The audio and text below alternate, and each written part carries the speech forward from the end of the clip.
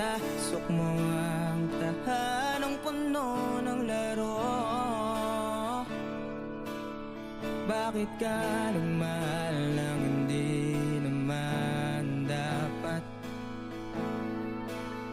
Di mo ba naiisip na tayo pa ring dalawa? Pero okay lang naman. Saan ka masaya?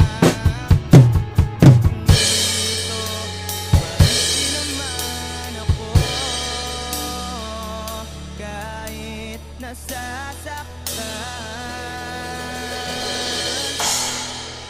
sa TV na lang pala kita makikitang masaya sa piling ng iba. Titiisin ko lahat ng sakit basta para sa'yo. Kung saan ka masaya,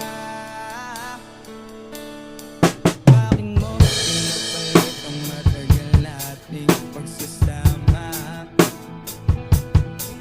Sa